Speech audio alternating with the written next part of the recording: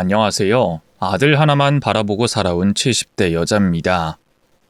제가 애를 가졌을 때 남편이 세상을 떠나서 홀로 자식을 키웠는데요.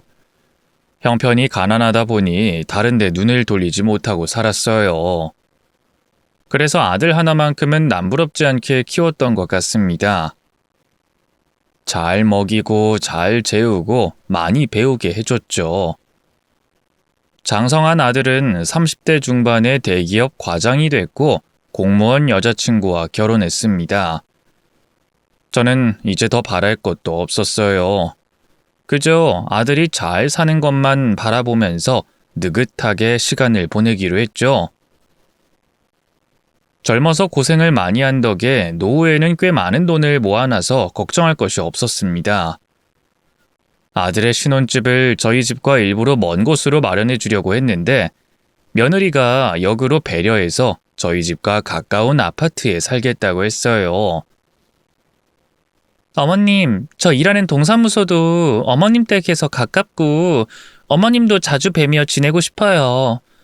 그러니까 여기서 가까운 아파트에 들어갈게요. 아유, 어쩜 생각도 이리 깊을까. 이 늙은 시애미까지 신경 써주니 너무 고맙네. 그래, 대신 내가 이 동네에서 제일 좋은 아파트로 마련해 줄게. 감사해요, 어머님. 근데 어머님, 취미생활 같은 거 안 하세요? 취미생활? 글쎄다, 그동안 아들내미 뒷바라지 하려고 일만 하고 살았더니 할 줄 아는 게 하나도 없어. 친구 하나 없이 앞만 보고 살았지. 그럼 어디 모임이라도 나가보세요. 어머님은 동안 얼굴의 미인이시니까 인기가 좋으실 거예요. 지금 나더러 새 시집 가라는 거니? 그것도 좋고 친구들 사귀어도 좋고요. 사람을 만나려면 취미생활 하나쯤 가지시는 게 좋을 거예요.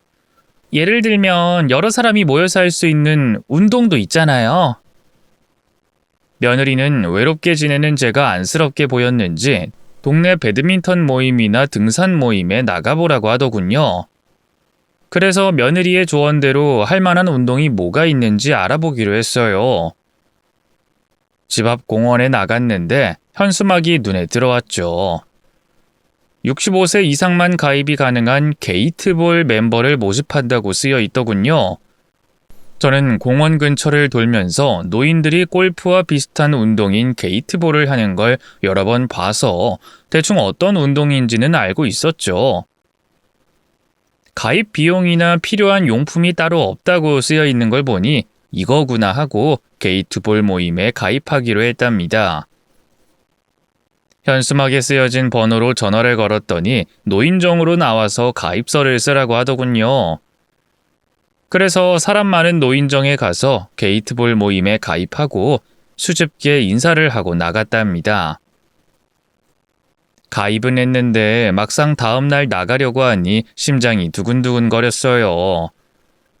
평생 모임이라고 가져본 건 여자들만 있는 개모임이 전부였으니 엄청나게 떨렸답니다. 며칠 뒤 게이트볼을 하러 공원 안에 있는 연습장에 들어갔어요. 제 또래의 남녀와 더 나이가 든 사람들도 있었죠. 모두 건강과 재미를 위해 게임을 하고 있었답니다. 저는 인사를 하고 게임 방식을 배웠어요. 성자씨라고 했죠? 반갑습니다. 나는 김형국이라고 해요. 저도 이 모임에 들어온 지 얼마 안 됐습니다. 아유, 네, 반가워요. 형국씨. 잘 부탁드립니다. 부탁은 제가 드려야죠. 이런 미인이 저희 모임에 들어왔으니 남자들한테 인기가 좋으시겠어요. 어딜 봐서 미인이라는 거죠? 농담도 잘하시네. 진짠데. 아무튼 게임 방식을 설명해 드릴게요. 생각보다 간단해서 금방 배우실 겁니다.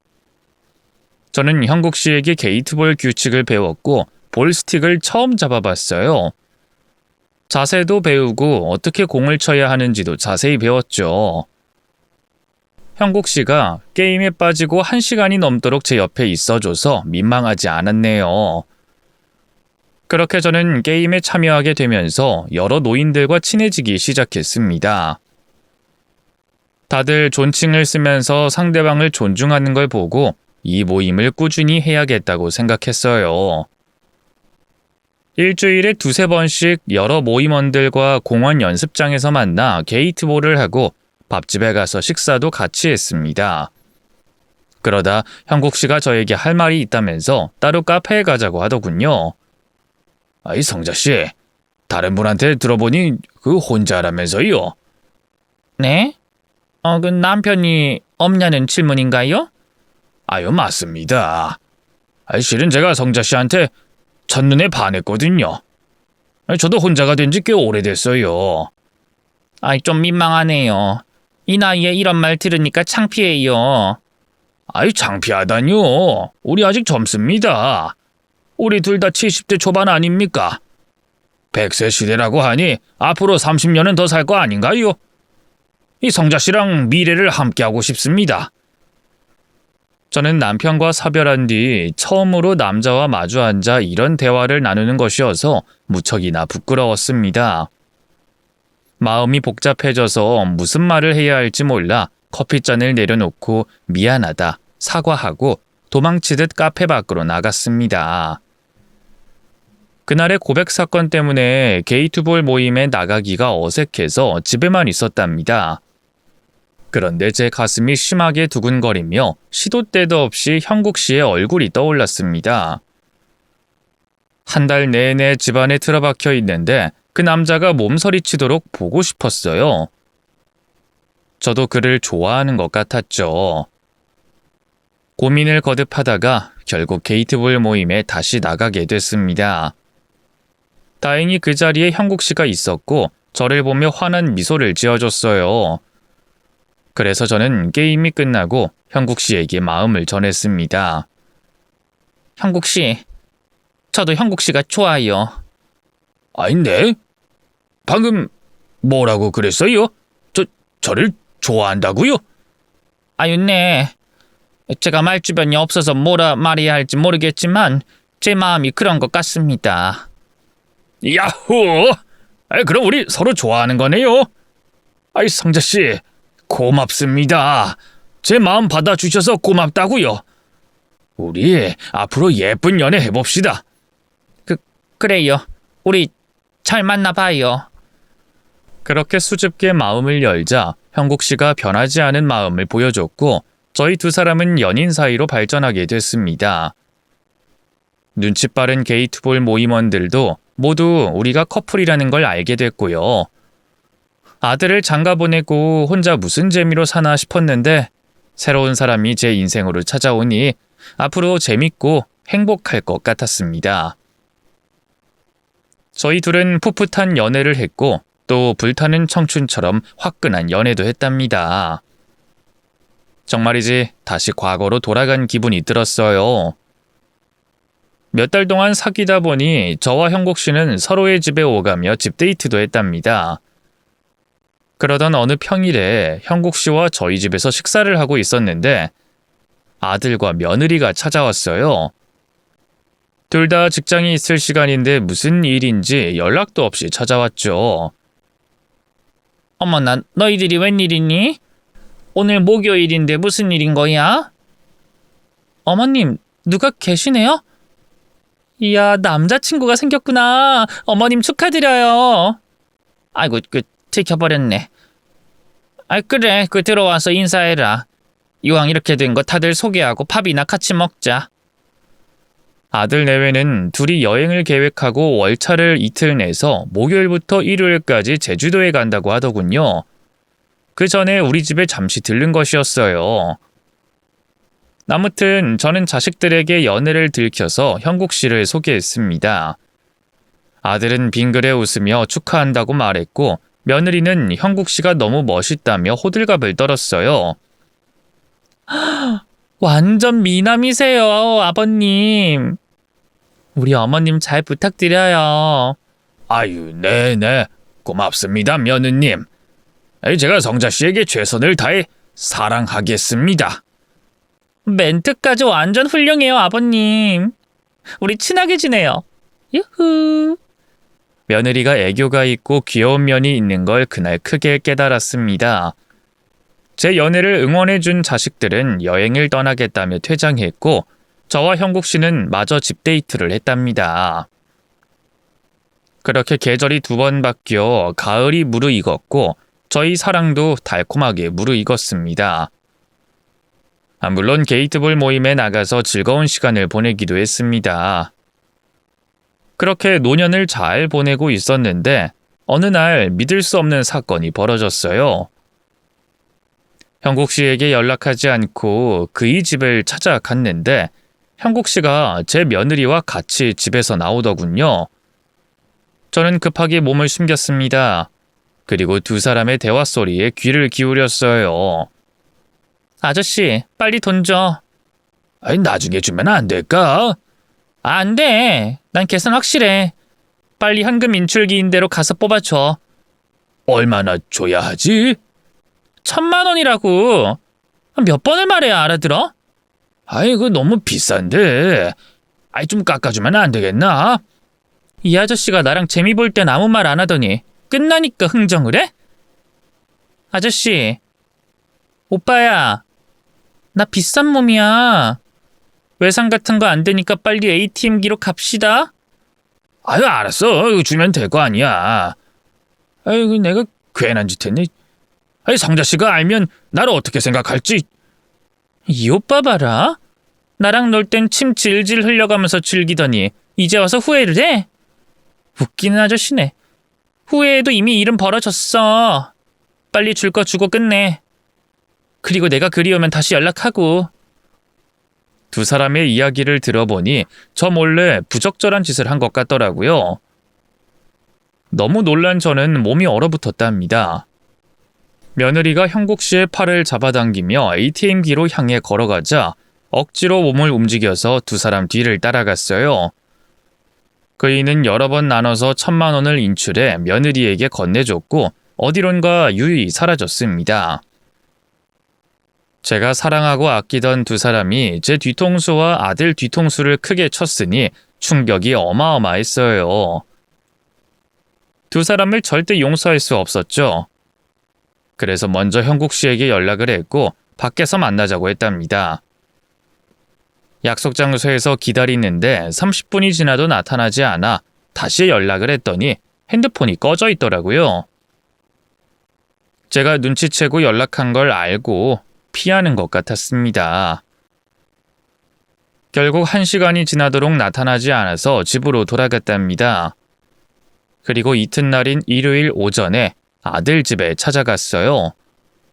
초인종을 누르자 며느리가 놀란 얼굴로 문을 열어줬죠. 어머님, 연락도 없이 웬일이세요? 웬일은 너한테 할 말 있으니 왔지. 네? 무슨 말씀이요? 일단 들어오세요. 그래서 저는 아들과 며느리를 앞에 두고 말했습니다. 진호야, 네 아내가 바람을 피웠다. 아니, 그 바람보다 더한 짓이지. 내 애인 형국 씨 집에서 나오는 걸 봤다. 돈 받고 돌아가는 걸 내 2 눈으로 봤지. 엄마, 지금 뭐라는 거예요? 제 집사람이 돈 받고 엄마 애인이랑 놀아놨다는 말씀이세요? 여보, 이게 무슨 말이야? 그러자 며느리는 능청스럽게 연기하더군요. 어머님, 지금 무슨 말씀하시는 거예요? 제가 어머님 애인이랑 무슨 짓을 했다고요? 여보, 나 지금 너무 어이가 없어서 무슨 말을 해야 할지 모르겠어. 내가 다 봤다니까. ATM기에서 돈 받아가는 거 다 봤단 말이야. 그러니까 제가 그 어르신한테 돈 받고 잠자리를 가졌다는 소리를 하는 거예요? 어머님, 제가 그런 여자로 보이세요? 그렇게 보이는 게 아니라 내가 봤다고. 형국 씨 집에서 나오는 걸 봤단 말이야. 아, 미치겠네. 그럼 증거라도 있으세요? 아니다. 어머님 애인 불러서 사자 대면 해봐요. 얼른요. 지금 내 연락 피하고 있다. 자기도 부끄러운 짓 한 걸 알고 있으니 염치가 없어서 피하는 것 같다. 아, 진짜 미치겠네. 어머님, 지금 소설 쓰세요? 제가 그 노인이랑... 아우, 생각만 해도 더러워요. 어머님 불쾌합니다. 끝까지 오리발 내미겠다는 거니? 내가 다 봤다고 몇 번을 말해? 그럼 어머님이 잘못 보셨겠죠. 제가 아닌 다른 여자였겠죠. 제가 미쳤다고 시아버지 되실지도 모르는 분이랑 그런 짓을 하겠어요? 며느리는 끝까지 잡아떼기로 마음먹었는지 절대 인정하지 않았습니다. 제가 답답해서 가슴을 치며 똑같은 말을 하자 아들 녀석이 중재를 나섰어요. 엄마, 얼굴이 많이 안 좋아 보여요. 엄마 애인이 바람이 난 건 맞는 것 같은데 제 아내랑 엮으려고 하시는 건 좀 심하세요. 이 사람은 올바르게 사는 사람이에요. 직업도 공무원이고요. 그런 짓 할 사람 아니니까 그만 의심하세요. 너도 내 말을 안 믿는 거냐? 아휴, 정말 환장하겠네. 내가 증거 사진이라도 찍었어야 했는데. 엄마, 지금 많이 피곤해 보여요. 일단 돌아가서 푹 쉬세요. 그리고 저랑 병원에 가요. 제가 잘 아는 정신과 의사 있는데 도움 될 겁니다. 진호, 너 지금 나를 정신 이상자로 보는 거냐? 엄마 연세에는 가끔 착각도 하고 잘못 보기도 해요. 그러니까 전문가랑 상담하면 큰 도움 될 거예요. 됐다. 내가 형국 씨를 찾아서 나중에 증거를 가지고 다시 올 테니 기다리고 있어라. 아들이 제 말을 믿지 않으니 형국 씨를 데리고 와서 며느리의 실체를 알리고 이혼시킬 생각이었습니다. 나이 많은 남자와 그런 짓을 하고 다니는 며느리를 어떻게 계속 제 아들과 살게 하겠어요. 그래서 며칠 뒤 다시 형국 씨에게 연락을 해봤는데 없는 번호라고 뜨더군요. 또 집으로 찾아가 봤더니 빈집이었어요. 며칠 만에 집을 팔고 도망가 버린 겁니다. 며느리랑 놀아나고 저에게 들키자 비겁하게 말도 없이 떠난 거죠. 당장 어디로 갔는지 알아보려고 게이트볼 모임 사람들에게 물어봤습니다. 하지만 돌아오는 대답은 하나같이 형국 씨가 이사 간 걸 모르고 있더라고요. 증거는 물 건너가게 되어 며느리의 추악한 짓을 밝히지 못하게 됐죠. 아들만 따로 불러서 제가 본 걸 다시 말했지만 믿질 않았습니다. 결국 아들은 저에게 실망해서 거리를 두고 지내겠다고 하더군요. 정신과에 갈 마음이 생기면 연락하라고 하며 자리에서 떠났습니다. 하지만 저는 미친 것도 아니고 잘못 본 것도 아니었습니다. 그래서 아들 부부와 연락을 끊고 지내게 됐네요. 한 달 동안 아들은 연락이 없었고 저도 제 말을 믿어주지 않는 아들이 꼴보기 싫어서 일부러 연락하지 않았습니다. 그러다 며느리를 또 한 번 밖에서 우연히 보게 됐죠. 이번에는 게이트볼 모임원 중 72살의 남자와 대화를 나누고 있었습니다. 아저씨, 돈 주셔야지. 나랑 재미 볼 땐 좋아 죽더니만 이제 와서 돈을 떼먹겠다고? 아니 그게 아니라 이봐 처자, 좀 깎아주면 안 되겠나? 나한테 그런 큰 돈이 없어서 말이야. 그럼 나를 만나지 말았어야지. 아저씨가 나한테 한 짓 동네방네 까발리면 어떻게 될까? 매장당하는 건 물론이고 당신 마누라랑 자식들이 가만히 있을까? 생각 잘하는 게 좋을 거야. 이보게 처자, 너무 몰아붙이지 말고 내 사정도 좀 이해해줘. 당장은 돈이 없으니까 일주일만 기다려줘. 일주일? 좋아. 대신 그 시간이 지나도 내 통장에 돈이 들어오지 않으면 싹 다 까발릴 거야. 이봐 처자, 자네 공무원이잖아. 우리 둘의 일이 밝혀지면 처자도 무사하지 못하잖아. 그런데 꼭 까발리겠다고 해야겠나? 공무원은 그렇게 쉽게 잘리지 않아. 괜히 철밥통이라는 소리를 하겠어? 여하튼 노인네야, 꼭 빚 갚아라. 며느리와 노인이 나누는 대화를 핸드폰으로 영상을 찍었습니다. 이제 아들에게 보여주며 진실을 밝히고 이혼시키면 될 것 같았어요. 저는 심호흡을 하며 집으로 돌아가려고 일어섰습니다. 그런데 제 앞에 며느리가 서 있었습니다. 아이고 깜짝이야. 어머님 여기서 뭐 하세요? 그냥 바람 쐬고 있었다. 에이, 바람만 쐰 게 아닌 것 같은데. 그 핸드폰 잠깐 줘봐요. 내 핸드폰? 이건 왜? 제가 핸드폰을 두고 와서요. 전화 한 통만 할게요, 어머님. 저는 핸드폰을 등 뒤로 숨겼습니다. 안 돼.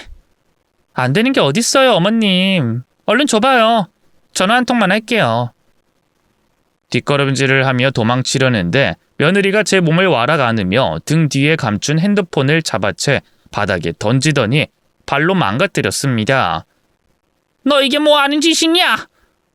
어머님이 몰래 저를 찍으셨잖아요. 어머님, 저에게도 사생활이라는 게 있어요. 나쁜 년. 노인네들한테 돈 받고 더러운 짓 하는 게 사생활이냐? 더러운 짓이요? 어머님, 뭔가 오해하는 모양인데 전 노인네들하고 어머님이 상상하는 그런 짓 하지 않았어요. 전 남편 말고는 다른 남자랑 바람 피운 적이 없다고요. 그럼 내가 들은 건 뭐냐? 형국 씨가 갑자기 사라진 건 뭐고? 그게 말하자면 복잡한데 돈에 관련된 일이에요. 그 이상이 아니니까 괜히 저를 이상한 여자로 보지 말아주세요. 어차피 제 남편은 제 말만 믿는 거 아시죠? 내가 언젠간 너의 모든 걸 밝혀내고 말 거야. 그러자 며느리는 씩 웃더니 사라지더군요. 참한 색시인 줄 알았더니 꼬리가 9개 달린 여우였습니다. 이런 더러운 년을 계속 제 아들과 살게 하는 건 정말 안 될 일이라서 다시 한번 아들을 설득해보기로 했답니다. 제가 따로 불렀더니 며느리 이야기 때문이면 만나지 않겠다고 하더라고요. 저를 정신 이상자로 생각하고 있었답니다. 그래서 며느리와 부적절한 짓을 한 노인을 설득해서 진실을 밝혀보기로 했어요. 게이트볼 모임에 나가 그를 찾아봤죠. 그런데 그 노인도 사라졌습니다. 저기 그 김씨 아저씨 어디 가셨나요? 아이, 김씨요? 글쎄 그 연락이 안 되네요. 무슨 일이 있는 건지 전화도 안 받고 문자도 답이 없어요. 이런 적이 한 번도 없었는데 무슨 일이 생긴 것 같긴 합니다. 김씨 아저씨 집은 어딘지 아시나요? 알긴 알죠. 근데 거긴 왜요? 찾아가 보려고요? 네, 그분한테 부탁할 게 있어서요. 어딘지 가르쳐 주시면 안 될까요? 안 될 건 없죠. 그 삼광 아파트에 살아요. 한번 가보세요. 그래서 전 그 노인을 찾으러 아파트로 뛰어갔어요. 초인종을 누르자 김씨 아저씨의 아내가 나오더군요. 누구세요? 저는 그 김씨 아저씨랑 같은 게이트볼 모임에서 운동하는 사람인데요. 김씨 아저씨가 모임에 안 나와서 찾아왔어요. 게이트볼? 근데 그깟 모임에 안 나갔다고 집까지 찾아와요? 아줌마 내 남편이랑 사귀기라도 하는 거예요? 아니요, 그럴 리가요. 전 단지 무슨 일이 있는 것 같아서 찾아왔어요. 김씨가 요즘 표정이 많이 어두웠거든요. 그 돈 문제로 속이 썩는다는 말을 들어서요. 이봐요. 그 인간 내가 쫓아냈어요. 집을 담보로 대출받았었는데 어디에 썼는지 끝까지 말하지 않아서 쫓겨났다고요. 혹시 그쪽이랑 내 남편이랑 무슨 사이라도 되는 거요? 아니요, 저는 아무 사이도 아니에요. 정말입니다. 그 모임원들 대표로 찾아온 거예요. 그 집에 안 계시다고 하니 그만 가볼게요. 실례했습니다, 사모님. 대충 짐작해보니 제 며느리에게 돈을 주려고 대출을 받아준 모양이었어요. 그리고 집에서 쫓겨난 거고요. 자기 아내한테 이유를 말하지 못한 건 당연히 더러운 짓을 해서 그런 거겠죠. 어쨌든 김씨 노인을 찾는 건 불발됐어요. 수소문을 해봐도 어디 있는지 아무도 몰랐답니다. 증거가 하나도 없으니 아들을 설득하기 어려웠어요.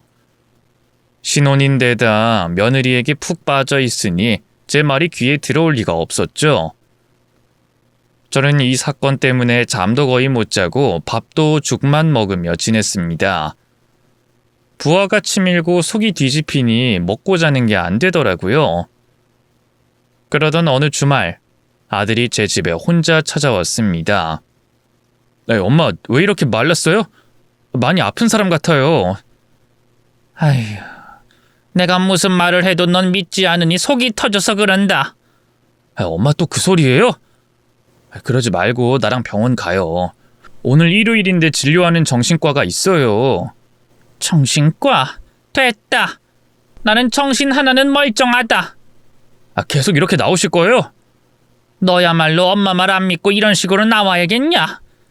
네 처가 내 핸드폰 망가뜨렸다고. 증거 영상 찍었더니 그 난리를 피웠단 말이야. 핸드폰이요? 에이, 엄마가 실수로 깨먹고 괜히 엄한 사람 잡은 거 아니에요? 엄마, 집사람이 노인네들한테 돈 받고 그런 짓 한다는 게 말이 안 되잖아요. 엄마가 크게 오해했거나 진짜 환청을 들으신 거라고요. 이놈의 자식이 엄마를 미친 사람 취급하네? 아우 속 터져. 됐다. 넌 내 말 믿지 않으니 내가 나중에 증거 가지고 널 찾아가마. 집사람은 엄마가 한 말씀 때문에 매일 울어요. 억울하고 속상하다면서 자다가도 운다고요. 우리 엄마가 어쩌다 이렇게 되셨는지. 걔가 눈물쇼를 했나 보구나. 넌 지금 네 처한테 완전히 홀려있다. 콩깍지에 그 가스라이팅에 홀딱 넘어갔다고. 엄마, 저는 고부 사이가 틀어지지 않길 바래요. 그래서 찾아온 거예요. 그렇다고 날 정신병원에 데려가려고 왔니? 이 모지라? 그만 나가라. 난 병원 갈 생각 없으니까 그만 나가보라고. 알겠어요. 여기 그 식사 좀 하시라고 회 좀 떠왔어요. 나중에 다시 이야기 나눠요. 그만 가볼게요. 아들은 역시나 저를 계속 정신 나간 사람으로 생각하고 있더군요. 며느리 말을 곧이곧대로 믿고 있었습니다. 아들이 원망스럽긴 하지만 지금 며느리에게 홀려 있으니 증거를 잡는 것 말고는 다른 방법으로 설득이 될 것 같지 않았습니다. 그래서 때때로 며느리를 미행했는데 동사무소와 신혼집을 제외하곤 다른 곳에 가지 않더라고요. 저한테 걸렸으니 잠시 쉬고 있는 건지 노인네를 만나러 가지 않았습니다. 아들은 제 걱정이 됐는지 매일 전화를 했어요. 몸 건강, 정신 건강을 챙기고 싶다면서 같이 병원 가자고 설득을 징그럽게 하더라고요. 이에 저는 정신 차려야 할 건 아들내미 본인이라고 실컷 일러줬답니다. 그렇게 모자가 서로를 걱정하며 지내고 있었는데 어느 평일 오후에 연락이 왔어요. 엄마, 정말 죄송한데 부탁 좀 들어주세요. 또 정신과 타령할 거면 조용히 하는 게 좋을 거다. 아니, 그게 아니라 제가 집에다 중요한 서류를 놓고 나와서요. 오늘 회사에 바이어가 오는데 집사람은 아직 퇴근 전이라 서류 전달해주기 어려울 것 같아요. 뭐야, 서류 심부름 시키려고 전화한 거야? 죄송해요. 밤늦게까지 회사에 붙어 있어야 해서 제가 집에 못 가요. 부탁 좀 드릴게요. 알았다. 퀵으로 보내주면 되지? 네, 안방 서랍장에 각대 봉투가 하나 있을 거예요. 부탁해요, 엄마. 저는 아들 부탁을 거절하지 않고 신혼집으로 찾아갔습니다. 그래서 가는 김에 제가 해놓은 반찬을 갖다 주려고 바리바리 싸서 아들 집으로 갔어요. 그리고 냉장고에 반찬을 정리해서 넣어주고 안방으로 들어갔습니다. 서랍장을 열어 서류 봉투를 찾았죠. 그런데 그 사이 현관 비밀번호가 눌리는 소리가 들렸어요. 삐리릭 소리가 나더니 목소리가 들렸습니다. 어이 색시, 집에 남편 없어? 우리 남편 오늘 야근이래. 아마 12시 넘어서 올 것 같으니까 빨리 재미 보자고요. 들어와요. 알았어. 오늘 제대로 놀아보자고. 아저씨, 근데 돈은 넉넉하게 가져오셨나? 나랑 한판 하려면 꽤 많은 돈이 필요할 텐데. 소문은 들어서 알지? 그래, 소문은 들었지. 아주 실력 있는 처자라고 말이야. 그럼 어서 시작하자고. 두 사람은 대화를 나누면서 안방으로 걸어오더군요. 저는 생각도 하기 전에 몸이 휙 움직이며 침대 밑으로 숨어버렸다 합니다. 다행히 들키지 않았죠. 자, 침대 위로 올라와요. 오늘 아저씨 행운인 줄 아세요? 말고. 이 바닥에서 처자가 그렇게 잘한다고 하니 나로선 영광이지. 아저씨, 이제 침대 위로 와요. 난 벌써 흥분됐단 말이에요. 아이, 그래. 그럼 이해를 시켜줘야지. 좋아, 시작해보자. 오늘 아들이 야근한다고 하니 집으로 노인네를 데려와 부적절한 짓을 하려는 모양이었어요. 며느리가 정말 미쳤구나 생각하며 현장을 잡을 준비를 하고 있었습니다. 이윽고 이상한 소리가 들렸어요. 뭔가 찰싹 때리는 소리였답니다. 저자, 난 삼땡이야. 아저씨, 난 팔땡. 이런 죄기. 아이, 첫 판부터 20만 원 잃었네. 다시 돌려. 아, 빨리. 알았어. 바로 패 돌립니다.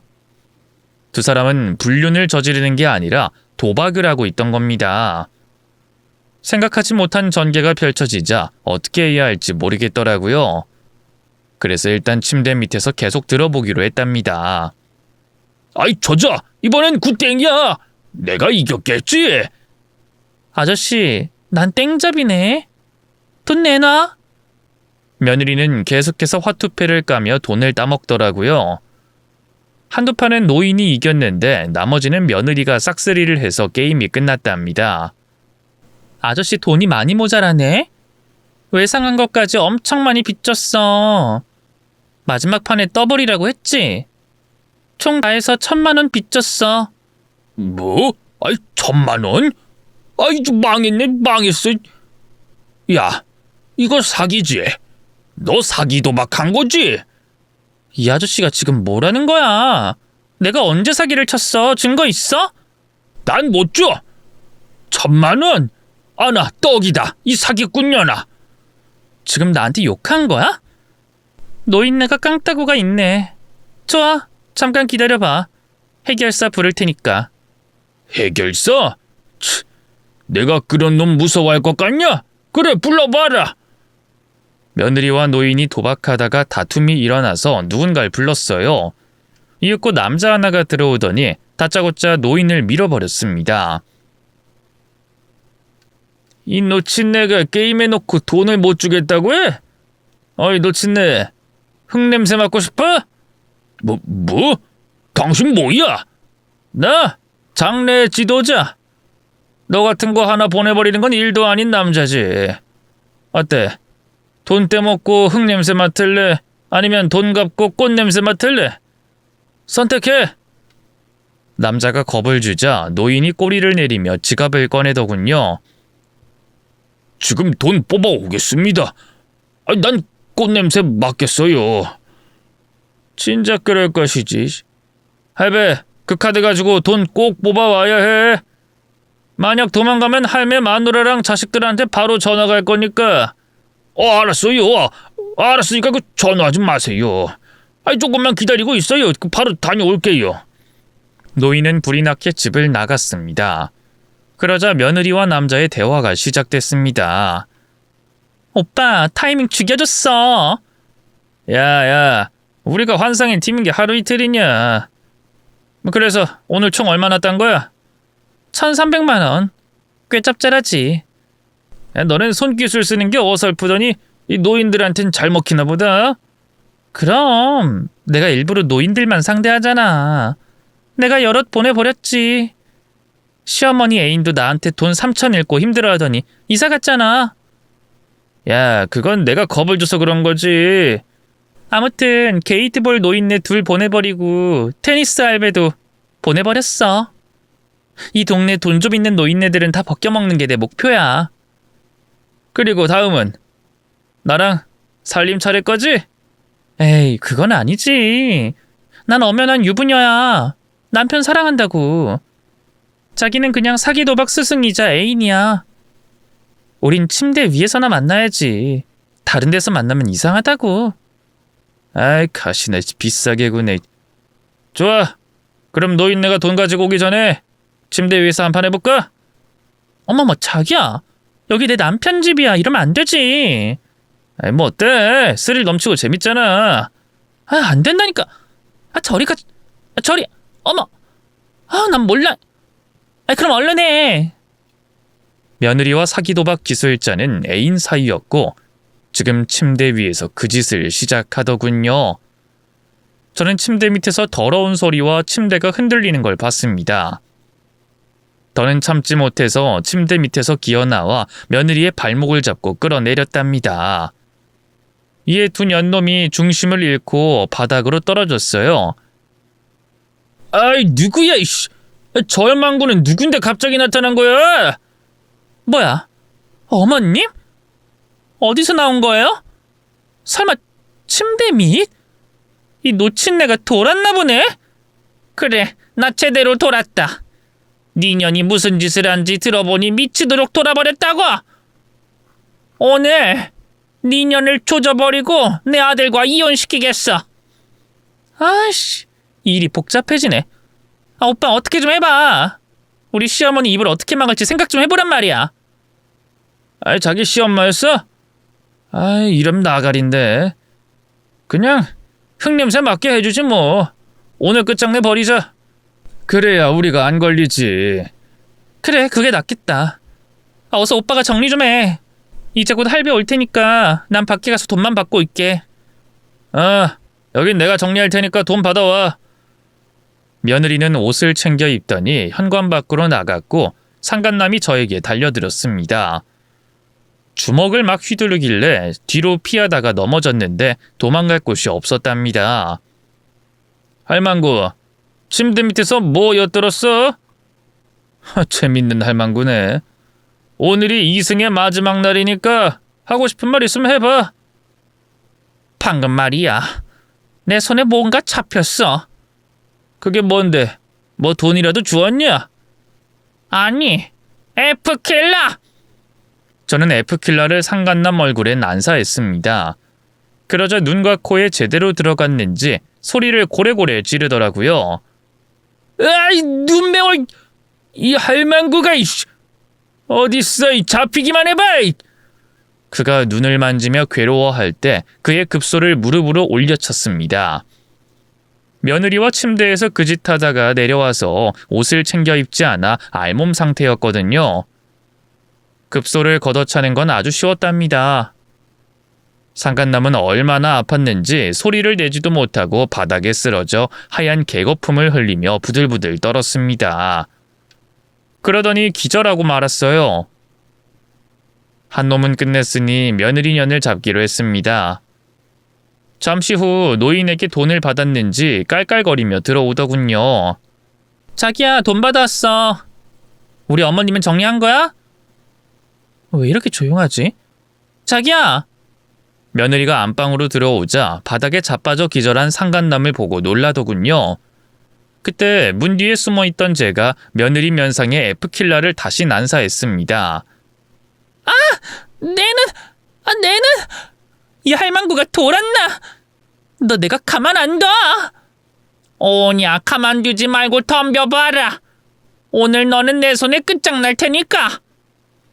며느리는 눈을 감은 채 허공에 두 손을 휘둘렀어요. 저는 가볍게 피하며 며느리의 따귀를 짝짝 소리가 나도록 갈겨줬습니다. 그리고 바닥에 쓰러졌을 때 침대 위에 있던 화투 몇 장을 들고 그년 면상에 한 장씩 던져 붙여줬답니다.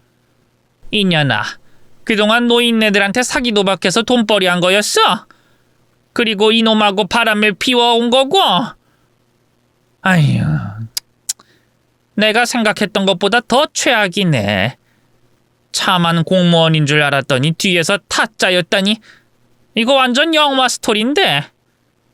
어머님, 이러지 마세요. 우리 대화로 풀어요. 네? 어이구, 이젠 불리한 상황 되니까 어머님 소리를 하네. 야야, 됐다. 오늘부로 넌 끝장이야. 며느리는 매운 눈을 비비면서 무릎을 꿇어 앉았어요. 어머님, 죄송해요. 잘못했습니다. 저는 평생 일탈 한번 해보지 않고 공부만 하고 살았고 공무원이 돼서 조신하게 일하다가 진호 씨를 만나 결혼했어요. 근데 이 남자가 저한테 접근했고 저도 모르게 도박에 빠져들게 됐어요. 그러다 돈을 왕창 잃고 나서 기술을 배우게 된 거예요. 아, 그런 거야? 도박해서 돈을 잃어서 타짜가 됐다고? 정말 웃기는 년이구만. 그래서 니년한테 기술 알려준 놈이랑 바람까지 피운 거야? 정말 더럽다. 이건 일탈이 아니라 어마어마한 중죄야. 단순히 내 아들하고 이혼만 하는 게 아니라 감옥에도 갈 거라고. 알겠냐? 이 빙다리 핫바지 년아. 어머님 그러지 마세요. 어머님만 비밀로 해주시면 저희 부부는 아무 문제 없어요. 그이는 제가 파트로 매주를 쓰라고 해도 그렇게 할 사람이에요. 저를 사랑해주는 유일한 남자라고요. 그렇지. 내 아들이 너한테 빠져있어서 내가 무슨 말을 해도 믿지 않았단 말이야. 그런데 이 막장 꼴 보면 너한테 빠져나온 건 물론이고 학을 떼고 너한테 복수할걸. 어머님, 제가 그동안 도박으로 딴 돈 다 드릴게요. 저 진호씨 없으면 못 살아요. 제발 용서해 주세요. 그래? 진호가 벌써 들어왔어. 직접 말해봐. 진호야, 어서 와라. 제가 침대 밑에 있을 때 아들에게 문자를 보냈어요. 집안에서 며느리가 도박하고 있다고 말이죠. 아들은 안방에 알몸으로 널브러진 남자와 화투, 그리고 애원하는 며느리를 봤습니다. 엄마, 이게 다 무슨 일이에요? 저 남자는 누구고 집사람은 뭐하고 있는 거예요? 자, 눈으로 봐라. 네 마누라가 저 남자랑 바람 피우는 사이다. 그리고 노인들이랑 그렇고 그런 짓 한다는 건 내가 잘못 짚은 거야. 그 짓을 하는 게 아니라 사기 도박으로 등쳐먹는 짓 하고 있었어. 전현이 오늘 한 노인한테 1,000만 원 넘게 돈을 칼취했다고. 당신 이런 여자였어? 나한테 울며 불며 억울하다고 엄마가 이상하다고 그러더니 상상 이상의 미친 짓을 하고 있던 거야? 너라는 여자랑은 더는 못 살아. 이혼하고 신고해서 끝내버리겠어. 오빠 미안해. 내가 잘못했어. 그 순간 상간남이 돌아누우며 그것을 드러냈습니다. 아들은 상간남의 알몸을 다시 보고 구역질을 하더군요. 더러워. 토 나올 것 같아. 며느리를 향해 그날 먹었던 저녁 식사를 그대로 토했답니다. 진짜로 난장판이었죠. 며느리는 이제 아들에게 버림받은 걸 알고 바로 자리에서 일어나더군요. 여보, 어머님, 저 잠시 화장실 좀. 세아가 도망가려고? 아니에요. 저는 진호씨 두고 어디도 가지 않을 거예요. 그래, 다녀와라. 천천히 싸고 나와. 며느리가 안방에서 벗어나자 바로 돌변하더군요. 이 미친 할망구야. 내가 오늘을 기억하고 나중에 꼭 복수해 주겠어. 그리고 당신도 마찬가지야. 나를 끝까지 감싸야 하는 거 아니야. 너도 나중에 패가망신하게 해주고 말 거야. 혼자 실컷 욕을 하더니 현관문을 향해 달려갔는데 경찰관들이 먼저 들어왔습니다. 며느리는 다시 뒷걸음질을 치더군요. 뭐야? 경찰? 에이씨, 언제 신고를 한 거야? 짜증나. 이년아, 내가 오늘 너 끝장내겠다고 했지? 이게 바로 너의 결말이다. 받아들여라. 나더러 감옥에 가라고? 아니, 차라리 돼지고 말겠어. 며느리는 베란다 문을 열고 나가더군요. 그런데 난간 밑을 보더니 한숨을 내쉬며 돌아섰습니다. 진짜 돌겠네. 아무것도 못하겠잖아. 이봐요, 경찰 아저씨들. 난 피해자예요. 저기 누워있는 놈이 날 가스라이팅해서 타짜로 만들었다고요. 니년이 스스로 타짜라고 인정한 거냐? 멍청한 것. 지금 경찰이 모두 촬영하고 있거든. 너랑 네 타짜 애인은 진짜 끝이야, 끝. 이제 꼼짝없이 잡힐 상황이 되자 며느리가 소리를 지르며 형사들을 향해 달려갔어요. 받아버리고 도망가려고 했나 봅니다. 그런데 배 나온 여경이 배치기를 한번 했더니 바닥에 머리를 찍고 자빠졌어요. 그리곤 등 뒤로 팔을 꺾이고 쇠고랑을 차게 됐죠. 미란다 원칙을 고지하고 두 년놈을 체포했답니다. 저와 아들도 경찰서로 따라갔고 제가 눈으로 본 걸 모두 털어놨습니다. 그래서 며느리와 상간남은 사기 도박죄로 구속이 됐어요. 그리고 당연히 공무원을 박탈당했답니다. 또 구치소의 수감 중에 제 아들이 이혼 소송을 해서 위자료를 뜯기고 이혼을 당했죠. 이렇게 며느리의 인생은 시궁창 속에서 끝장이 나고 말았습니다. 한편 아들은 그제야 자기가 큰 잘못을 저지른 걸 인정하며 저에게 무릎을 꿇고 용서를 빌었답니다. 엄마, 죄송해요. 내가 아내 말만 믿고 엄마를 무시했어요. 정신이 이상해진 거라 믿었던 거 모두 죄송해요. 나 같은 불효자는 맞아도 싸요, 엄마. 저 좀 때려주세요. 그래, 소원이라면 때려주지. 저는 아들의 따귀를 한 대 날려줬습니다. 그건 미워서가 아니라 정신 차리라고 날려준 겁니다. 네가 마누라한테 홀려 있었으니 엄마 말은 귀에 들어오지 않았겠지. 아무튼 네 엄마가 모든 걸 밝혀냈다. 그러니 너는 앞으로 똑같은 실수만 저지르지 않으면 돼. 알아듣겠니? 네, 엄마 말씀을 최우선으로 믿을게요. 정말 후회하고 죄송합니다. 아들은 눈물 콧물을 질질 짜며 저를 믿지 못한 걸 진심으로 미안해했답니다. 이것으로 노인들만 골라서 사기도막 헤쳐먹은 며느리와는 끝이 났네요. 그리고 얼마 뒤 경찰 조사를 받고 벌금형을 받은 형국 씨가 찾아왔습니다. 저에게 사과를 하고 싶다면서 다시 시작하면 안 되냐고 묻더라고요. 아이, 성자 씨, 이 소식 들었습니다. 며느리가 구속됐다고요? 저는 집행유예가 나왔어요. 네, 구속 안 된 거 축하드릴게요. 이렇게 멍청한 남자를 좋아했다는 게 수치스럽네요. 아이, 성자 씨, 저를 다시 받아주면 안 될까요? 저 반성 많이 했습니다. 호구 잡혀서 도박한 건 봐줄 수 있죠. 근데 제가 경찰서에서 많은 걸 알게 됐어요. 제 며느리가 호구 잡은 노인네들은 모두가 제 며느리와 잠자리를 했다고요. 그래서 쉽게 꿰미 넘어가서 도박하고 패가망신한 걸로 들었어요. 제 며느리년과 도박 말고도 그 짓까지 하셨죠? 그런 더러운 인간하고 어떻게 다시 시작하겠어요, 이 나쁜 자식아! 저는 그이의 따귀를 사정없이 날렸습니다. 배신감에 분노를 실컷 표출했어요. 그러자 형국 씨가 질질 짜면서 애원하더군요. 그게 저도 모르게 넘어갔어요. 젊은 여자가 저한테 관심이 있다고 하니까 호기심이 생겼고 같이 밥도 먹고 술 마시게 되니까 그렇게 돼버렸어요. 미안해요. 사과는 됐고 몇 대 더 쳐맞고 꺼지세요. 저는 그이의 면상을 사정없이 후려쳤고 발로 그곳을 걷어차며 마무리 지었습니다. 그는 많이 아팠는지 네 발로 기어가며 사라졌습니다. 마지막 반전이 참 기막히죠? 며느리와 도박을 한 노인네들은 단순히 화투가 목적이 아니었어요. 모두 한 번씩 잠자리를 거치고 마음이 열리자 호구가 되어 돈을 뜯긴 겁니다. 제 며느리는 도박에 미쳐서 몸뚱아리를 막 굴리는 게 아무것도 아니라고 생각했는지 노인네들과 그런 짓을 한 거고요. 이 모든 걸 알게 되니까 정말 역겨워서 구토가 나올 지경이네요. 그래도 모든 건 사필 규정으로 일이 끝났으니 천만다행입니다. 이 사건이 있고 1년 뒤인 지금은 새 며느리가 생겼답니다. 제가 혹시나 하는 마음에 며느리에게 범죄 조회 증명서를 가져다 달라고 했어요.